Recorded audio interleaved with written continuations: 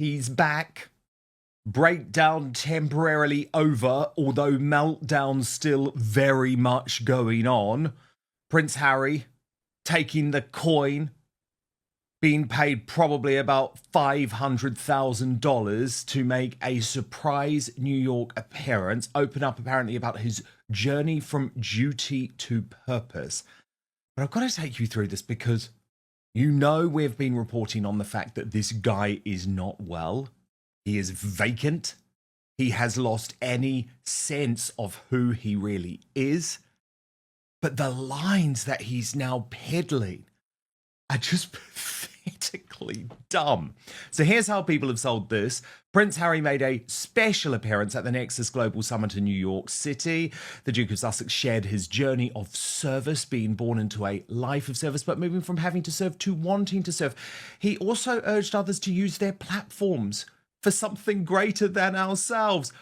I hope your wife was listening to that speech. I mean, seriously. If your prince vanishes for weeks and pops back up looking stressed, you're watching a royal soap opera. If your Instagram is filled with Meghan but no Harry, you're not alone. How absolutely tone deaf can you be? Now, some folk are saying, oh, he's had a glow up, he's looking a bit better, he's dyed his hair, but I'm sorry. I want to show you these videos because here is a man who is not hiding his breakdown at all. Watch. Big news. Outspoken is now available as a podcast too. So please do subscribe wherever you get yours, Spotify, Apple Podcasts, and make sure you rate and review. I'll take 5 stars, if you may. You're welcome.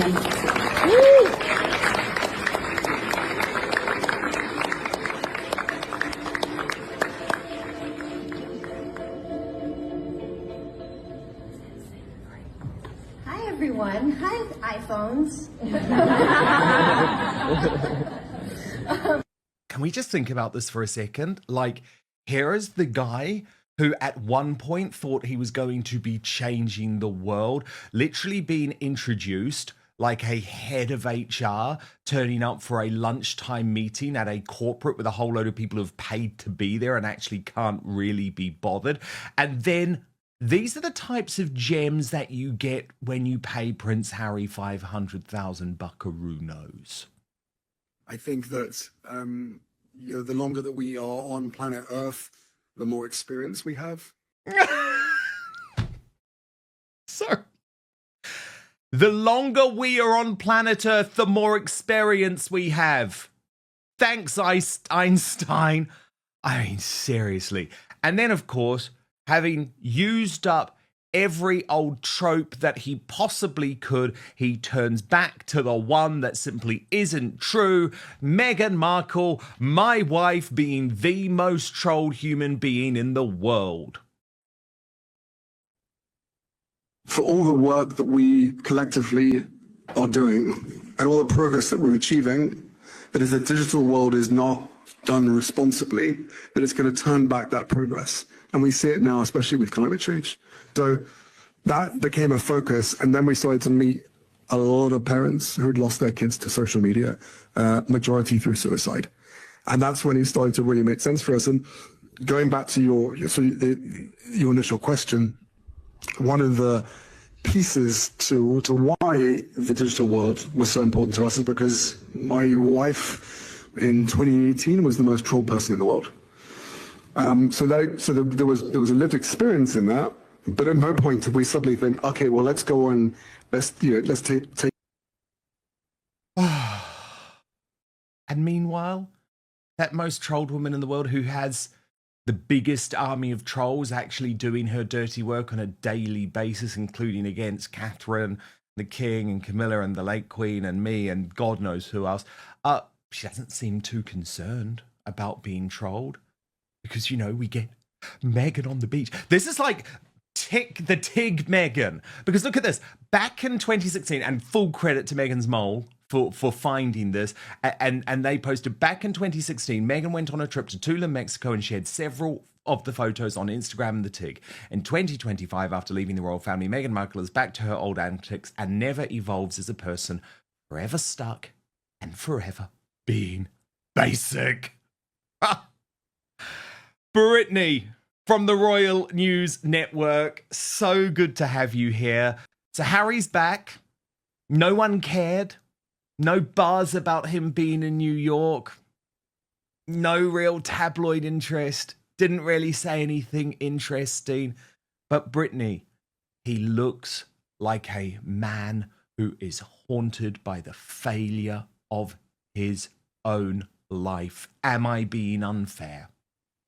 I really don't think you are, because he has to be spiraling in many ways. Like, I don't know all the details of everything going behind the scenes, but because Harry, I think, is stuck in this sort of post-Mexit life, he's continually reacting to the things that did not go well in their initial Mexit announcement. He still wanted to be a part-time working royal. He was denied. He wanted security. He was denied. He wanted to travel around the Commonwealth. He was denied, basically shoved out and publicly told basically that, hey, we really don't need you anymore. And he's continually being in this cycle, I think, of not being able to get out of that horrible mistake that was Mexit. Whereas Meghan is, I think, wildly enjoying the freedom from the royal family. I think Harry is desperately missing the royal family, desperately missing his role, his purpose, and he's directionless. I mean, they pay him $500,000 to go up there and say basically nothing. And he barely graduated high school. Like, what soliloquies could this guy offer? Like, very, very few. He's not known for being bright. Of course, bright people didn't finish high school or had struggled with it. That's, of course, true as well. But he's not known for giving anything to the public, really, except for a smile and a handshake. And so at this point, he has no purpose or direction in life. He has no job. And he's basically just surviving off his wife's social media presence and failing business. And that's it. That's all he has got. Oh, Brittany, but come on. I mean, there's words of wisdom like this, Brittany. Watch again. The longer that we are on planet Earth, the more experience we have. I mean, pearls of wisdom there, true pearls of wisdom. You know, the longer you live, the more experience you have. You know, like, what can you say? That's like sort of Captain Obvious. But again, $500,000 for his appearance, and that's the sort of thing that you get. But that's the sort of thing these and he's not covering up the bald spot. Deserve. Brittany, the bald spot still is there. Everyone was saying to me this weekend, oh, no, he's gone away. Actually, what he was doing over the past couple of weeks was some form of, I'm not saying cosmetic surgery, Brittany, because we know that there's loads of non-invasive things that can be done in the US, right? Like, you probably know more about this. Not that you're not all natural personally, Brittany, but, you know, lots of Americans in Hollywood often disappear for a little while and they're either doing the hair transplant or the fillers or whatever. But I mean, I guess he looked marginally better, but I don't necessarily buy that is the reason that he's been out of the public spotlight. But the fact is, he has to go to New York because he has to make the money. And I felt like he just looked like a middle-aged advertising executive giving a speech to people who don't really care. And sure, they've got their phones up, but they've got their phones up because they want to say, oh, God, this is the guy who we've paid all of this money for. Like, what did we get out of this? Like, there's just no genuine excitement. Have you ever seen someone trample over their own personal brand more than Prince Harry? No. And when he walked into that room, like, the applause was kind of tepid. It was like, wasn't really enthusiastic. You weren't getting a bunch of screaming and hollering and whooping or anything like that. And it might have been obviously the crowd that was there, but at the same time, it's like, if they're business professionals or what have you, it's like, this guy doesn't have a business. This guy has no purpose talking to anyone about almost anything.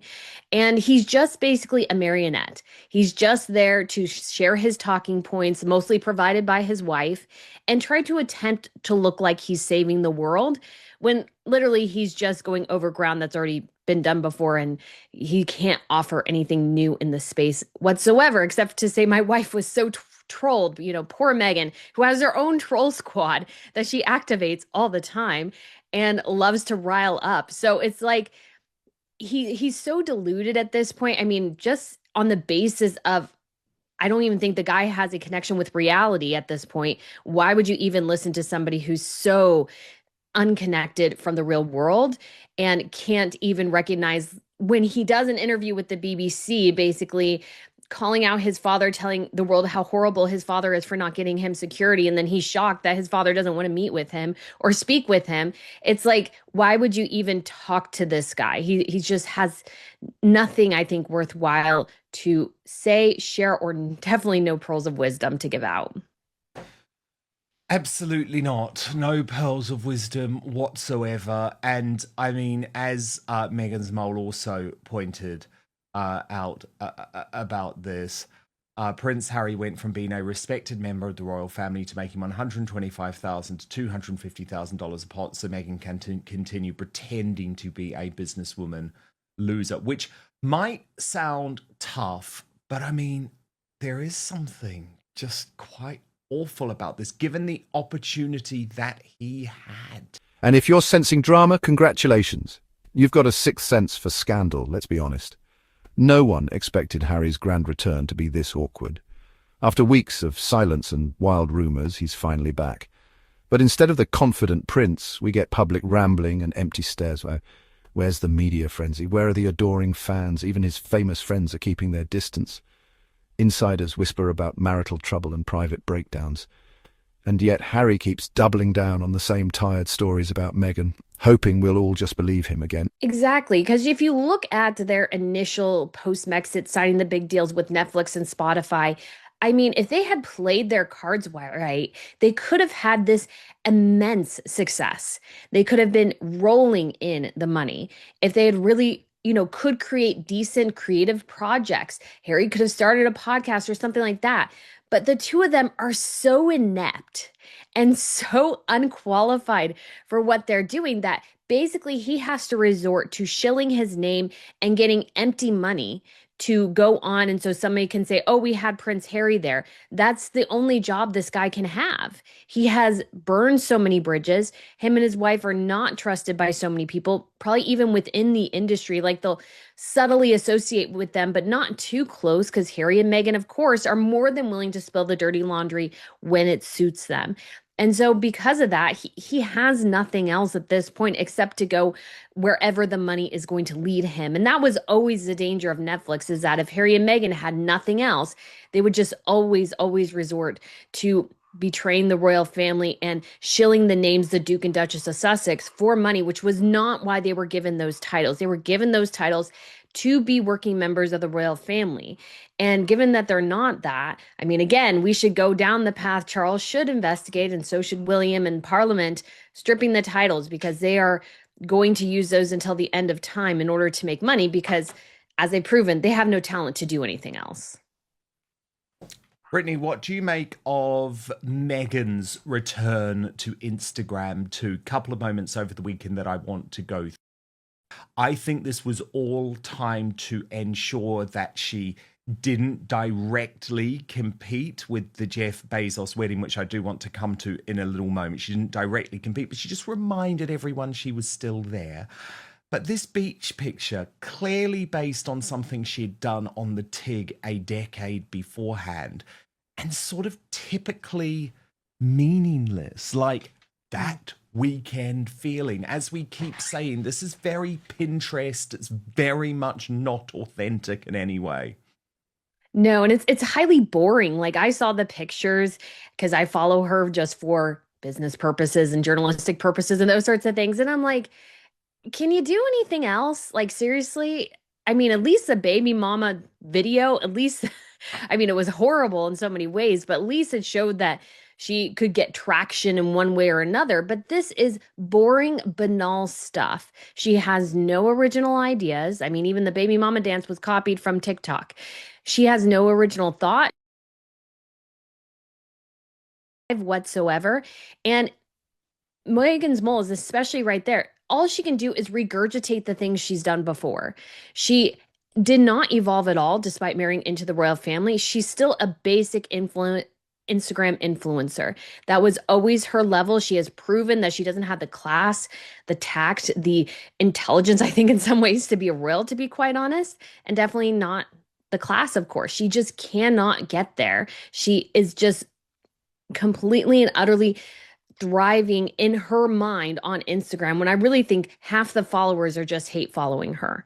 And she's not getting the traction that she used to get. And it's like, why even marry Harry in the first place? If you just wanted to be an Instagram influencer, you should have just done that the whole time, because that is her level, that is her passion, and that's what she wants to be. But of course, as well, because her pictures are all, I think, 10 years old on what's on the platform, it's all reels now. So it's like she's really behind the times in so many ways. And her just boring little, weekend vibes and all the little weird word puns she does and stuff like that is just, it's chuggy, bizarre. It's so chuggy. Everything about it is so chuggy. And the other one this weekend was just as bad. She posted saying, weekend plans, pick, snack, repeat. And it's like, oh, cringe me out, cringe me out. But Princess Carparkle pointed out about those Instagram posts. I don't know about you, but I always wear $190,000 in bracelets, priceless heirlooms that cannot be replaced except for Trevor's Cartier bracelet. Like my dead mother-in-law's $150,000 bracelet and $22,000 plus Cartier tank watch when I'm pretending to pick fruit from trees in a yard, or gardening in my garden that I pay gardeners to tend, or when I'm pretending I know how to cook. I just wouldn't consider a 20-carat diamond tennis bracelet everyday jewelry, but I'm weird like that. She doesn't want you all to forget that she's got Diana's jewelry. Can you imagine Princess of Wales gardening in Diana's sapphires? So again, Brittany, I guess the point being here that we don't believe that these pictures are at all genuine.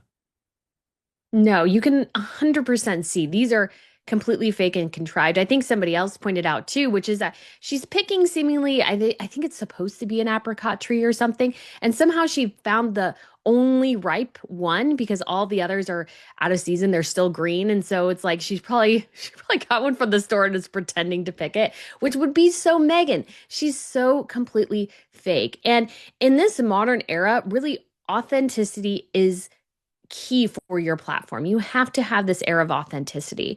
And Meghan just has that chip missing. She just can't seem to do it, because I think if she was her real self, none of us would like her. Like even more people wouldn't like her, because she's not, in my opinion, based on what we've heard from her former staff members, all that great a person in many ways.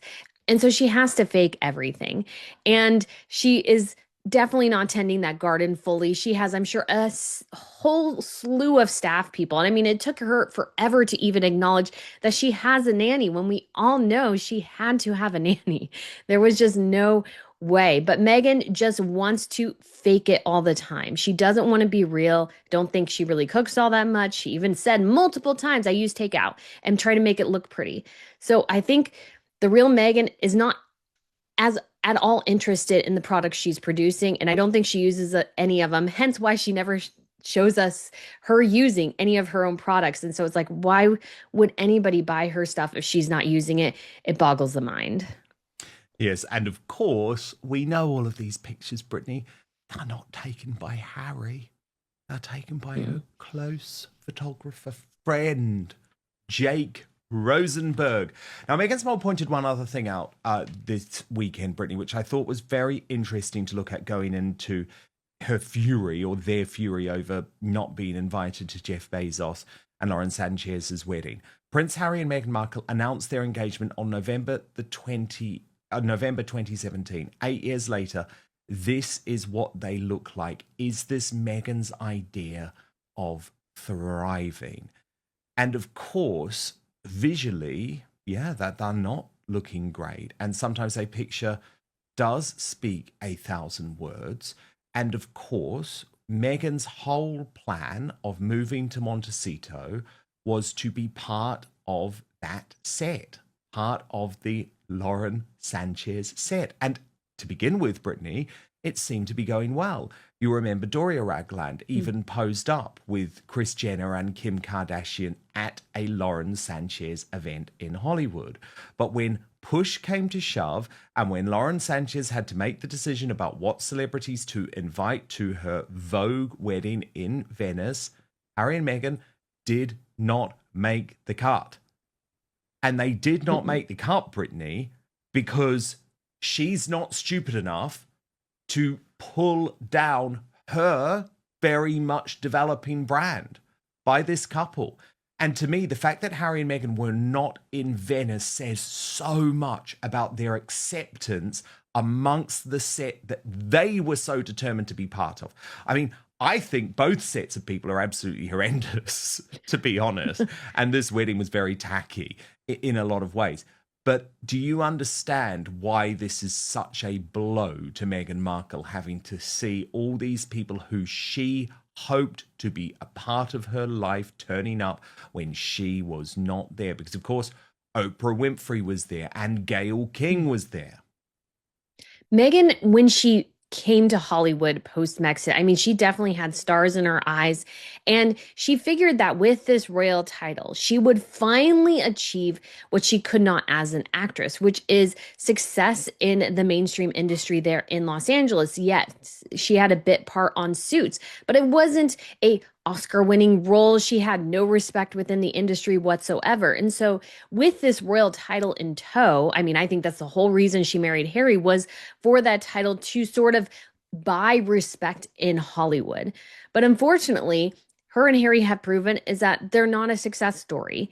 And when it comes to the Hollywood elite, I would say much like some aspects of the aristocratic circles in the UK, your discretion matters, and Harry and Meghan have none. They are more than willing to throw his entire family under the bus for attention and money. And so if you are a Hollywood person and you're thinking, well, I got some skeletons in my closet, do you want to associate with Harry and Meghan? No. And not to mention the fact we also have the toxicity of their brand. At this point, Harry and Meghan are brand poison. And so as a actor or somebody rising within the entertainment industry, or just even in the public sphere like Lauren Sanchez is, like the last person you want to associate with is Meghan Markle. Because what tends to happen is that once you're dragged into the Harry and Meghan chaos, that becomes what people talk about all the time. It's just best to keep your distance and stay just far away from Harry and Meghan as you can. That seems to be what most of Hollywood is doing, and rightly so. Harry and Meghan just don't seem to help anybody else's brand. They just drag theirs down with them. We've also got a launch tomorrow, Brittany, a very grim launch, to be completely honest. I find it absolutely appalling that Meghan Markle has decided to plug her cheap plonk on the day, Brittany, the day of Princess Diana's birthday. Can we just remember for one moment that Princess Diana was killed by a drunk driver in Paris? But the Daily Mail has been investigating this over the weekend and specifically looking into the Californian winery where this wine was made. It's called Kundi Family Winery. And Meghan's mole said, looks like the wine is going to be a cheap, sugar-filled, hangover-causing dessert wine. And there is a lot of anger, Brittany. Harry, Meghan Spare posted, this wine launch is shameful. Promoting alcohol on the same day as Harry's late mother's birthday when she was killed by a drunk driver is heartless. Harry's been manipulated. She's framing it as a tribute to his mother, and he's too dumb to see through it. But this wine region is apparently quite close to Montecito, about 6 hours away, and it makes a whole load of celebrity wines, including Barry Manilow, the estate of the cowboy movie legend John Wayne, and even the hit Western television series Yellowstone. But of course, Meghan Markle is trying to spin this as, well, I picked it because it's so close to my home in Montecito, and this was my way of showing support after the wildfires. And a source close to her even told the Mail on Sunday she wanted to lean in and help a Californian business rebuild. So she's just so altruistic Isn't she, Brittany? Like, it's not about trying to make money at all. It's not about the fact that Brad Pitt's made 200 million from his wine brand, or that George Clooney has made $1 billion from his tequila brand. She's just doing this, Brittany, because she wants to help a Californian business. Yeah, right. The Mail on Sunday also picked up what the wine is meant to be like, saying that it contains a blend of Cab Sauv, Cab Franc, and Petit Verdot grapes, with a source saying every time she has had friends over, she would test the different blends out on them and then give notes back to the expert winemaker that it needed more of this or less of that. This is a custom-made wine. I mean, who does she think she's kidding? Brittany, this is not a wine that she has produced on any level. No. And we see this just reflected in Megan's entire brand at this point. Everything's a licensing agreement, basically. She is licensing other people's products and consumptions or whatever and selling them as her own. So this whole idea that she has a business is a joke, because if she was truly, let's say, serious about having a wine, buy a winery, cultivate the wine, and then sell your wine, or cultivate the grapes, then sell your wine. That's how you actually go about this. But she is just basically farming everything out to separate businesses, which number one means she makes less on the back end because everybody has to be paid rather than her actually having an actual startup. And at the same point as well, yes, George Clooney and Brad Pitt have had immense successes, but they've also actually cultivated and made their products. Meghan Markle hasn't, and I doubt she's almost, although I would say that I think probably the wine is the thing she's most invested in, because I think that's the product that she's quote unquote made that she'll use the most. But Meghan definitely, this whole idea that she's this sort of wine connoisseur is a little bit ridiculous. And I don't understand. She made an entire brand, called it the TIG, around Tignanello wine.